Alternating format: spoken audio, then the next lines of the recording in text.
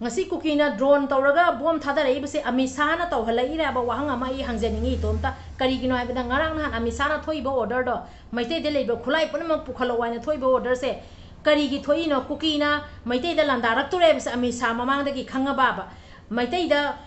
isa ngak thok jana ba lejari ba khulai khara da loina pukhalo waina thoi ba order kari gi thoi bano aduga kari gi ngasi kuki singna maite da landa halaga maite da kari gi bom thadaraga maite hala lai bano ba ado ichinaw mayam ekhoi gi khungak pa mayam se khoina thona pangal hapmi na si manipur da kangla da athuba matam da akhoi mayam na apun boina langan phiram themi na raga ibdo pakhang mana yai khare ba kholau se athuba matam da laura ba hona mina se ba asi laudar ba kholau se kadai de gi tholak tori no ai ba da ekhoi gi khungak pa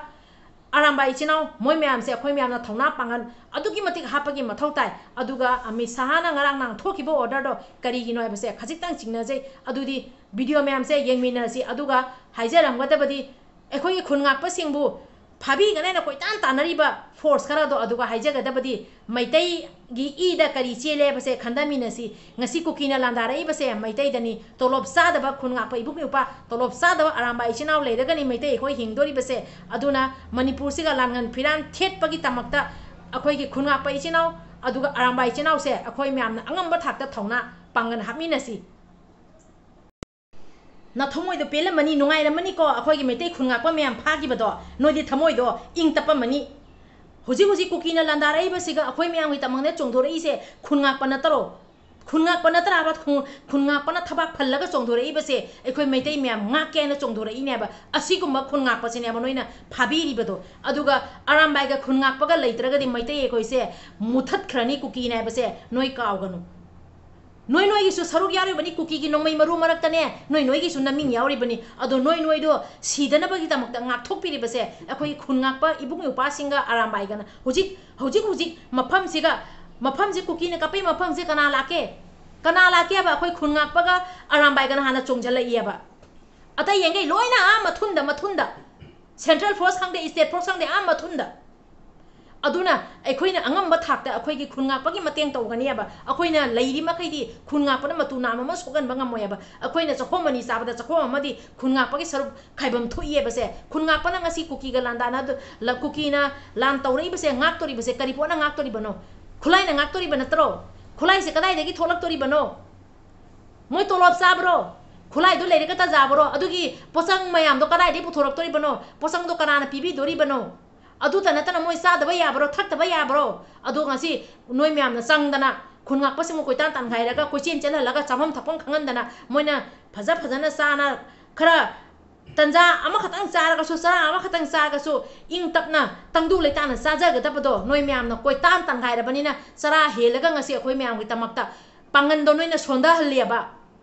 pangan do noina sonda haliaba adu oiraga su akhoi gi athoba maitei gi tongan ba lingjen ama dona ni ngasi thokla ga akhoi myam gi tamakta chongdhorei base noi gi nupi ingang gi su noi nayung gi su saruk yauri bani noi ne akhoi khungak pa phagi ba khungak pa pha ba lai ba mayam do noi na sa gi na kok sing do khatang khanda biu maitei akhoi se kari no kuki na kapak tori ba nongmai maru marak siga maitei akhoi gi su ne maming yauri bani base si kaw ganu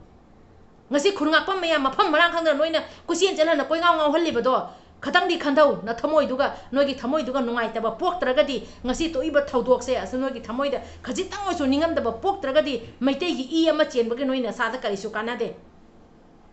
kari gi tamak tang ngasi akhoi gi ibung ipa khungak pa mayam aramba mayam na chongdhoga maitei mayam gi tamak tane thoklei base maranai oina thoklei bane aba lupa siki ama kana gumba na paisa siki ama pi bana te moi tolop sa bana te aba maranai ro imale ba kan mase moi gi maranai ro akhoi noi gi di saruk yaw daro akhoi noi na nongmai maru pai dara su angam ba khagati mateng to mina si karino hojibaw na pangsan na lege hairo pham na kaisu kana roi pham do na kaisum oido phangdoi na te aigi maitai heba maitai jati se leire kane pham tholok tori base maitai inat se leire kane pham tholok tori base aduga noine akhoi khungak pa singda adugumna akan ba sari bado adu kari su kana da bane je khatang khandau susanpur da kuki traffic police na viral chakhi bado khangi dana moigi kuki singdi de chap mani he base asi se ma kaw ganu chumba lan ba ga thi banate izati ifurup ana akhoi de lan su lan da bada akhoi di kari su lalu bante kana gi mafam da su lalu banate ado hoji Kuki ना कापै बनोंमै मरु मखोन ma'am से नोय अमता तासलु नोय ताद्रा मारे होजिबाव ना करीगी नु cookie ना कापै बनोंमै मरु मखोन मरक सिगा central force state force थोमजे लगा cookie सिंगदो करीगी हात बंगमद्री नोबा कदबई मैतै मसादा मोयना लांदा हांदोरी बनोबा अमित शाह ना सिलिबा प्लान से करी प्लान नोबा खोय खंगनबा होनसियाबा। सबसे पहले तो आप सबको मेरे चैनल में स्वागत है। द कुकी लोगों ने आज मणिपुर के कौतरुक नाम की एक जगह पर ड्रोन के द्वारा बम का इस्तेमाल करके मैतेई लोगों के ऊपर हमला किया और अभी तक हमारे 3 मैतेई शहीद हो चुके हैं। और कुकी लोग हमेशा वायलेंस शुरू करता है। कल भी पीस रैली के नाम पर कुकी लोगों ने एक रैली निकाला, लेकिन उस रैली पर कुकी लोगों ने माइकल लमजाथांग हाउकिप बीजेपी के स्पोक पर्सन के घर को भी जलाया था। उस पर बीजेपी के स्पोक पर्सन लमजाथांग हाउकिप के माताजी और पिताजी रहते थे। वो घर भी कुकी लोगों ने कल जलाया था मास रैली के दिन। और फिर दिल्ली के जंतर मंतर पर आकर कुकी लोग कुछ और ही दिखाते हैं और मणिपुर पर आकर कुकी लोग कुछ और ही करते हैं। इसी तरह कुकी लोग हमेशा वायलेंस शुरू करता है। कुकी कभी भी पीस नहीं चाहते हैं। इचिनाव मैम अना हाइजगदबदी कुकी सिंगना कैदौंगैदा पीस पामदे। कुकी सिंगना दिल्लीदा मसक अमा उडली मणिपुरदा ला मसक अमा तौरी अदुगा cookie सिंगना drone सिजनरगा Baum तौरगा मैतैदा हाटली Meitei हुजी Meitei अहुम सोए सिरे हैना तारे अदुगा ngarangsu piseri hairaga lamjathang haukip ki yumdo moina mai thare lamjathang haukip ki mama apa lei haina hayaba ado aina asi wari sigi matang leina haijaga dabdi akhoi hujik apun boina lepminaraga akhoi gi tamakta lepi base kanano khangbagi mathawni akhoi gi tamakta khwai ahamada thabak phalla chongdora tori base akhoi gi khun ngakpani aidi hawbadaina loi bhause maite akhoi gi thawai di khun ngakpani sika hairang mani khun ngakpa leiraga akhoi hingdori banina akhoi gi thawai se khun ngakpani aba ngasi khun ngakpana chongthoi arambai na chongthoi khun ngakpaga arambai ga leitragadi akhoi gi tamakta kana leidori bano thoklei ba punamakti mathun mayada loira kanda kaigino modi tolop sari khun ngakpa tolop sate arambai tolop sate khun ngakpana maitei nungsiba arambai na maitei kanba arambai na maitei gi tamakta chongdorakpa khun ngakpana akhoi gi ifur bizati kanba ani sigi khetnaba karisu leite akhoi gi athoba lei khun ngakpa leiraga akhoi hingdori bani aduga khun ngakpa bu ngase mapam koisen chelaliba noido khadang wakhan khandabiu maitei masen akhoi akanba sanaroisi akhoi di maitei amana maitei amagi thongna pangan oiminasi akhoi ngasi angamba thakta akhoi gi khun ngakpa singi mateng tawminasi hanadagi su mateng tawraga lai aduga mateng tawdaba kharamana pangjanana leibada haujiki matam sigadi kari oibai matam noibda isa isana khandaminasi aduna haujik phawada akhoi gi khun ngakpa singna akhoi gi tamakta ngak thok chadoriba Kuki ने कपकपद गाक्तोरिब से Kareena no खुलाइना नतरो अखोई की खुलाई सु लेसलक्तरे दो लोइना फाबिना लोइरे अदो मै मयाम दो हुजि कनादि थोलक्तोरी सेन लेरगा नतरो सेन लेतोरी से कदाइ देगी न तोलब साबा सो नतियाबा अदो ngasi gi नोमगी सादबा यादबा पोलम सु चंगिनी दो अजुगी मरक से कोचिन चेना लेरबनीना साबा सु निंग थुना हुजि साबा नते चरांग खतंग चारगा सु तंगदु लेताना इंग तपना पुक थना साबाय दो ngasi phawna oidriaba hojik ngairibase manipur gi irang se athuba matamda loisanba yekna base marutumna muthatlaga kangla da changa chatlaga apun boina lawminaraga langam phiran thitlaga apun boina lawminaraga kanglai pakna yai phare na lawba numitto adu numittu ne ba khoina ngairibase akhoina aduna asi numisa lakhange hairabadi akhoigi khungakpa akhoigi aramba ichinau leiba meyam se akhoina thauna hapaga ne ba akhoina mateng sabi tawsalaga ne ba adugi kholaw se akhoina athuba matamda lawdori base si ofam se tang haijaram ge do ichinau meyam video se matang se ga loisanjarege aduga video se ga soiran yaukhiba kya leirega so ngapi waina yengbiriba meyam puna ke famda ikok nonjari kanglei pakna yai phare ibudo pakhang mana yai phare pari mom channel sibu yengbiriba meyam puna maki famda pari mom channel ne ikok nonjari ngasi se aduki mutik thamoi se soi thamoi se nongaite kuki na drone se janaraga attack tawraga maitai hojik maitai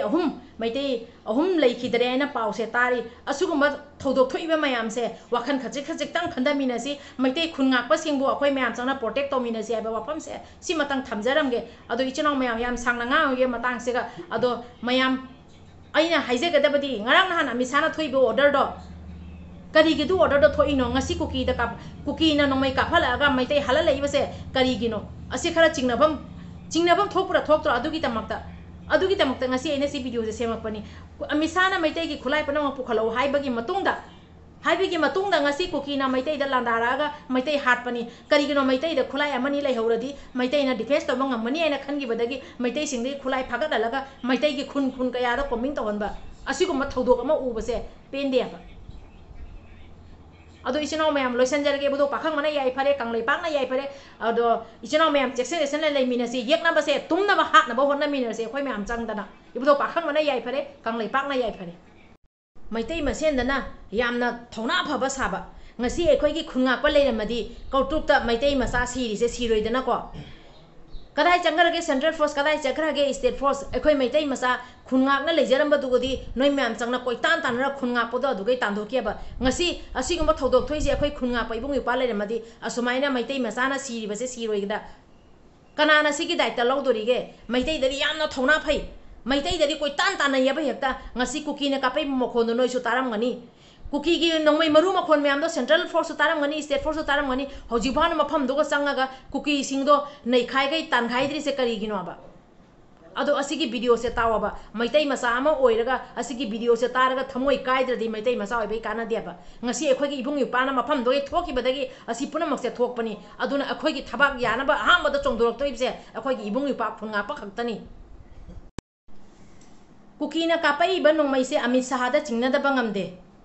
karigino nahan ami sahana maitai de leba khulai yangai lokhal uwaina thoiba order do kuki na nongmai kapak tore maitai da landarak tore base ami sa mawang dagi khangbra ba aduna maitai na defense to bangam dana bagi tamakta maitai na state force tagi lawja gi ba khulai khara do loina pukhala uwaina thoiba order ra ba akhoi di chingna da bangam de aduga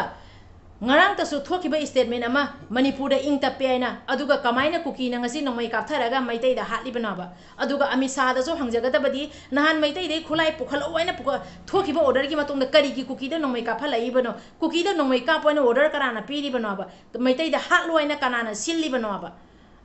aduga ekhoi gi khunga pabu phabi ba lakpa force mayam do ngasi kuki singna kapai ba nongmai maru makhon mayam sa noi tadro kuki na kapthari ba makhon maru mayam marak sigadi changaga koming toroga asidi noi phaba ngam diaba ekhoi gi khurngak pana isagi inat ngak pagi tamakta maitai micham mayam ngak pagi tamakta leijabada noi mayam changna koitan tan khayaba